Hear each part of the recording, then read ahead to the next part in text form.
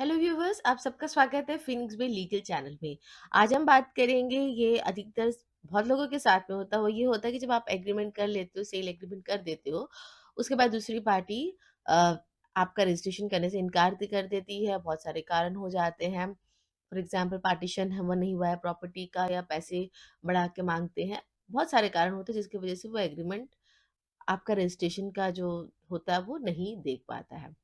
तो इस विषय में सुप्रीम कोर्ट ने बहुत ही लेटेस्ट एक जजमेंट दिया है कि ऐसी स्थिति में आप कब तक कोर्ट आके अपना जो स्पेसिफिक परफॉर्मेंस ऑफ कॉन्ट्रैक्ट का जो केस है वो फाइल कर सकते हो, और इस चीज करते वक्त आपको क्या क्या बात का ध्यान देना चाहिए। तो आज हम इसी लेटेस्ट सुप्रीम कोर्ट के जजमेंट के बारे में बात करेंगे। लेकिन साथ ही साथ हम ये भी देखेंगे कि सेल एग्रीमेंट क्या होता है, सेल एग्रीमेंट के क्या इंपॉर्टेंट इंग्रेडिएंट्स आपके एक सेल एग्रीमेंट में होना ही होना चाहिए होता है। दूसरी बात हम करेंगे कि लिमिटेशन पीरियड क्या है। लिमिटेशन पीरियड सेल एग्रीमेंट के बारे में क्या बात करता है, क्या बोलता है, and what is limitation period as such. And of course जो हमारा जो मेन मुद्दा है यहाँ पे, जो सुप्रीम कोर्ट का जो लेटेस्ट जजमेंट है इस टॉपिक पे, उसके बारे में हम बात करेंगे। तो चलिए आज हम स्टार्ट करते हैं आज का वीडियो। तो सबसे पहले हम बात करेंगे सेल एग्रीमेंट क्या है और सेल एग्रीमेंट में लिमिटेशन पीरियड का क्या महत्व होता है। देखिए, जब हम सेल एग्रीमेंट बनाते हैं तो बेसिकली एक पार्टी दूसरी पार्टी से एग्री करती है, मतलब दोनों पार्टी ही एग्री करते हैं कि जिसकी जमीन है वो जो दूसरी पार्टी है उसको ज़मीन बेचेगी, इतने पैसों पे बेचेगी, और इस ज़मीन को वो इतने दिन के अंदर में आपका रजिस्ट्रेशन करके देगी। अगर वो इतने दिन के अंदर में रजिस्ट्रेशन नहीं करके देती है, तो पूरे पैसे कुछ इंटरेस्ट अमाउंट के साथ में, या पूरे पैसे विदाउट इंटरेस्ट अमाउंट के साथ में वो लौटाएगी। दूसरा पार्टी इस चीज़ में एग्री करता है कि वो ज़मीन का जो पैसा जो भी है, जो भी पूरा अमाउंट फिक्स हुआ है, वो एक शेड्यूल होता है, उस शेड्यूल के हिसाब से वो पैसा का पेमेंट करेगा। और जो फाइनल पैसा जो होता है, बेसिकली वो जो दिन रजिस्ट्रेशन होता है उस दिन वो दे देगा। ज़मीन का कब्जा ये दोनों पार्टी अपने आप में डिसाइड करती हैं कि कब वो देंगे। 30% का पेमेंट हो जाएगा तब देंगे, 50% का पेमेंट हो जाएगा तब देंगे। तो ये दोनों पार्टी के बीच में एक समझौता होता है जिसे हम सेल एग्रीमेंट कहते हैं। बेसिकली कोई भी जमीन की जब रजिस्ट्री होती है, उससे पहले ये सेल एग्रीमेंट होता है, और पैसों का जो लेन देन होता है वो रिसिप्ट में किया जाता है।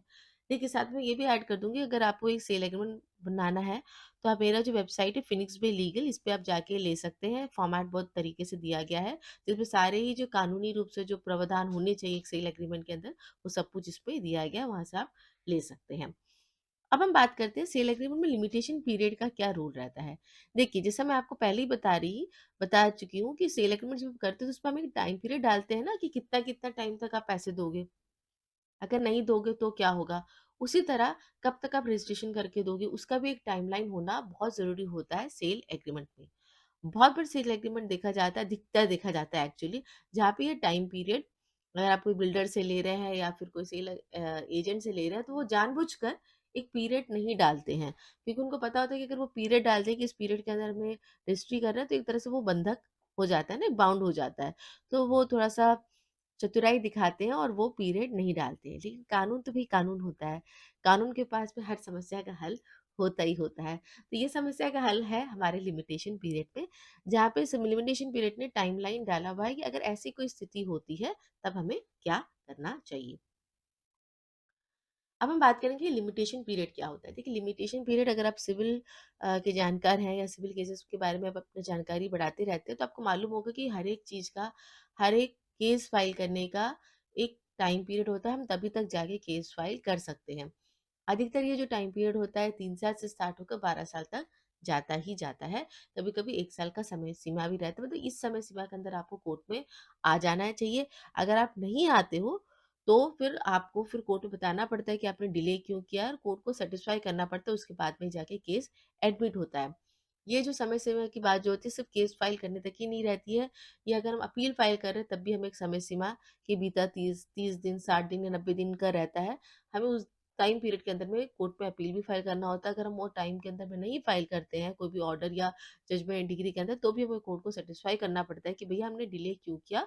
और कोर्ट जब हमारा सेटिस्फेक्शन ले लेता है कि हाँ आप ये सही कारण है जिसकी वजह से नहीं कर पाए, तभी वो केस एडमिट होता है। तो लिमिटेशन पीरियड का बहुत इंपॉर्टेंट ये रहता है, स्थान होता है कोई भी सिविल केस में। जब भी कोई सिविल केस फाइल होता है, जब भी पहली हियरिंग होती है कोर्ट में, तो सबसे पहले कोर्ट ये देखता है कि आपका कॉज ऑफ एक्शन से, मतलब जब कहानी स्टार्ट हुई है, जब कॉज ऑफ एक्शन हुआ है, उस टाइम से आपने जब केस फाइल किया है, क्या आप लिमिटेशन पीरियड के अंदर में हो या नहीं हो। तो जब हम सेल एग्रीमेंट की बात करते हैं तो यहाँ पे कॉज ऑफ एक्शन क्या हुआ है कि जब आपने कब एग्रीमेंट किया है, ठीक है? और कब ये एग्रीमेंट के हिसाब से आपका रजिस्ट्री होना चाहिए था।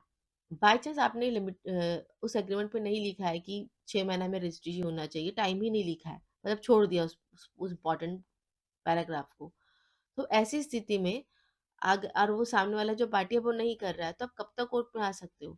ये चीज़ बताया गया है आपका article 54 of part 2 of limitation act, जो बताता है कि जो स्पेसिफिक परफॉर्मेंस ऑफ जब कॉन्ट्रैक्ट होता है, ये हम कोई भी सेल एग्रीमेंट के 3 साल के पीरियड पे हम कर सकते हैं। 3 साल का पीरियड कब से स्टार्ट होगा? या तो आपका एग्रीमेंट में लिखा होना चाहिए कि 2021 में जुलाई 2021 में मैं रजिस्ट्रेशन कर रहा हूँ। तो जुलाई 2021 से लेकर आपका 22, 23, 24 3 साल बन जाते हैं, तब तक आप कोर्ट में केस फाइल कर सकते हो।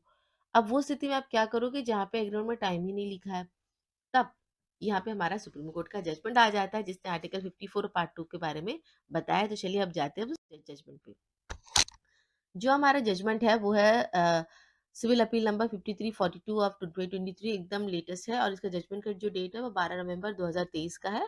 जो पार्टी है जिसपे वो वली माई वर्सेस केपी मुरली है।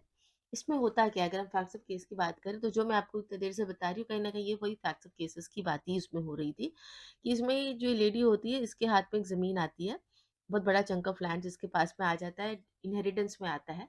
अ, उसके बाद वो उस ज़मीन का कुछ हिस्सा एक आदमी को सेल एग्रीमेंट कर देती है। सेल एग्रीमेंट हो जाता है, लेकिन सेल एग्रीमेंट के बाद में थोड़े दिन के बाद में जब वो आदमी जाता है उससे पूछता है कि भैया आप मुझे रजिस्ट्रेशन करो, तो वो ज़्यादा पैसा माँगती है। जब वो ज़्यादा पैसा माँगती है, साथ ही साथ में बोल रही है कि ज़मीन का अभी तक पार्टीशन भी नहीं हुआ है, तो मैं आपको कौन-सा हिस्सा इस पे दे पाऊँगी। तो ये एक डिस्प्यूट वहीं पे स्टार्ट हो जाता है। साथ ही साथ में क्योंकि पार्टीशन नहीं हुआ होता, तो वो ज़मीन पे जाकर यही लेडी ही ज़मीन के ऊपर केस फाइल कर देती है दूसरे पार्टियों को लेकर, और वहाँ पे स्टे ले लेती है। देखिए यहाँ पे इम्पोर्टेंट बात आ जाती है। जो स्टे का बात आ जाता है। तो सुप्रीम कोर्ट ने इस केस में कि फिर डिस्ट्रिक्ट कोर्ट गया, हाई कोर्ट गया, सुप्रीम कोर्ट पे आता है।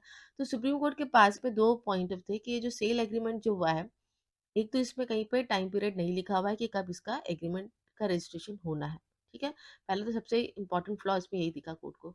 दूसरा जो इम्पोर्टेंट चीज़ कोर्ट ने देखा कि आप कब कोर्ट में आए हो स्पेसिफिक परफॉर्मेंस ऑफ कॉन्ट्रैक्ट डालने के लिए।